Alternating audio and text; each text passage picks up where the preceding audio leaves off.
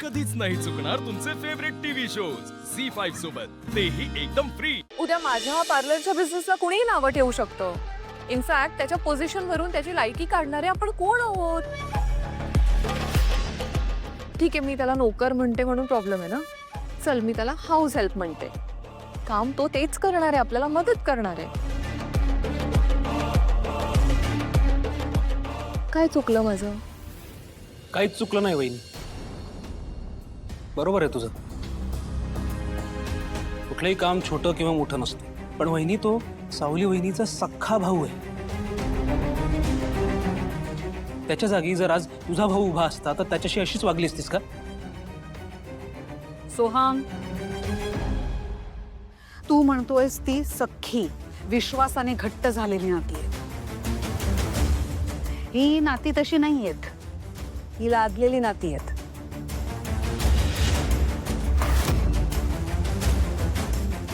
आणि जी नाती मी पाळतच नाही, ती नाती माझ्या घरच्यांनी का पाळावी, नाही का? आणि आपण काय याच्याकडून फुकट काम नाही करून घेतो, कामाचा व्यवस्थित मोबदला सुद्धा देतो। याला मिळतायत ना भरपूर पैसे।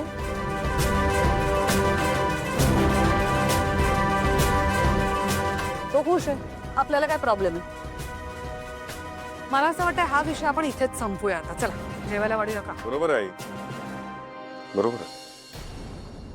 आणि ऐश्वर्या वहिनीने त्या दिवशीचा मुद्दा आज काढलाय। मुद्दा माझा बरोबर आहे, तुझा पण बरोबर आहे, पण खरंच विश्वासातला माणूस तुम्ही निवडलाय।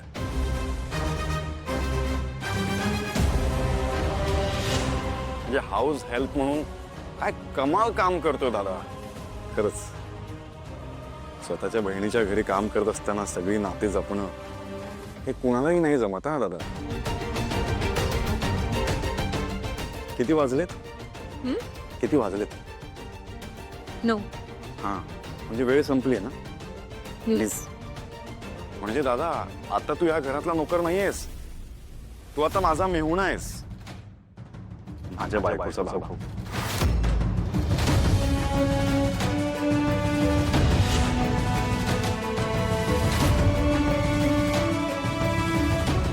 आता तू माझ्यासोबत जेवायला बसू शकतोस। सारंग सर, तुला कळतं नाही मी का करतोय? कारण माझ्यामुळे कुणावरही अन्याय झालेला मला बघवत नाही, आणि अन्याय जर माझ्या समोर होत असेल तर नाहीच नाही। दादा, मी तुमच्या घरी जेव्हा आलो होतो तेव्हा खूप सेवा केली तुम्ही माझी। हो आता मला सेवा करू द्या प्लीज, बसा इथे। हो नको सारंग, मी सांगतोय ना, बसा, बस।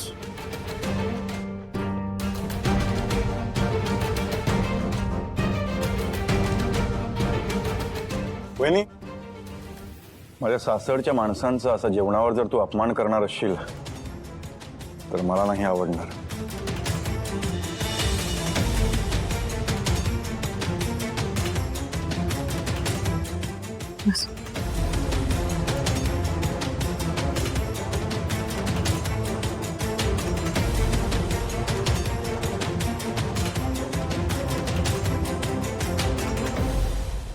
सावली, तिकडे का उभी आहेस तू? इथे ये ना, बस। अगं दादा आलाय तुझा, एकतर त्याला जेवण वाढ किंवा त्याच्यासोबत जेवायला तरी बस। ये अगं ये, मी सांगतो ना तुला, ये बस इथे। खूप करतेस तू सगळ्यांसाठी, आज सगळ्यांसोबत जेवायला बस इथे, बस बस।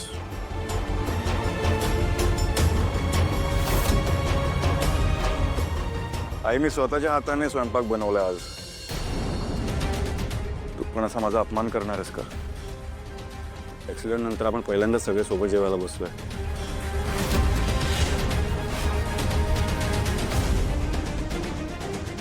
तू तर एन्जॉय कर।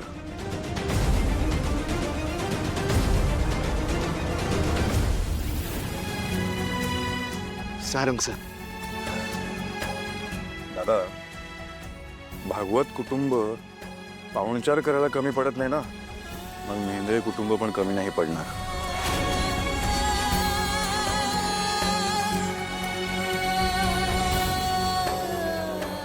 जेव.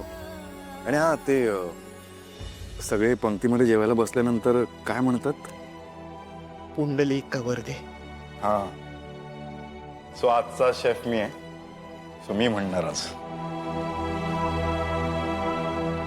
हरी म्हणा, पुंडली कवर दे. हरी विठ्ठल, श्री ज्ञानदेव तुकाराम. पंढरीनाथ महाराज की जय.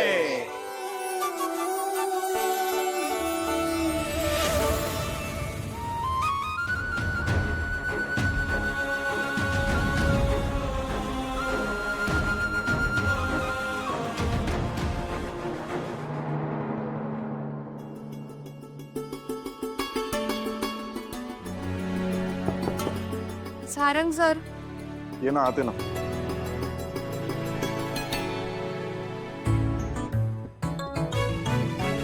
मला तुमच्याशी एक गोष्ट बोलायची होती. मला नाही बोलायचं तुझ्याशी. का माझं काही चुकलं का? आता हे पण मीच सांगू का तुला? हा, मला काही इमोशन्स नाही आहेत का? मला कळत नाही माणूस असा कसा वागू शकतो. माझं काही चुकलं असेल तर मला सांगा, पण असं नका बोलू. चुकलंच आहे तुझं. प्लीज जातो इथून आणि या खोलीत परत यायचं नाही.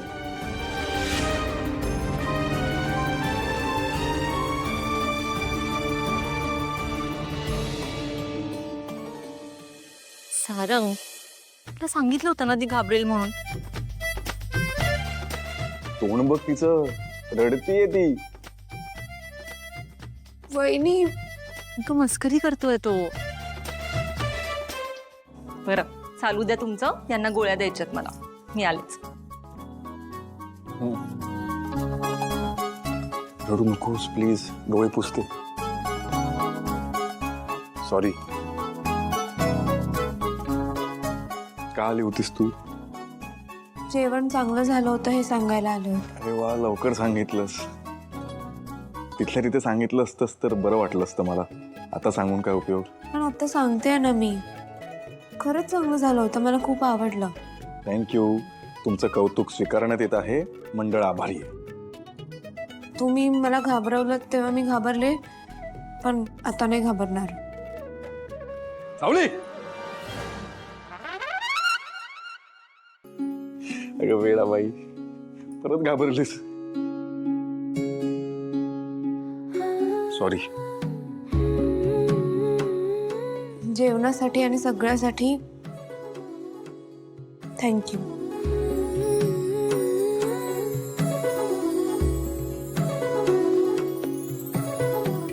घेते मी.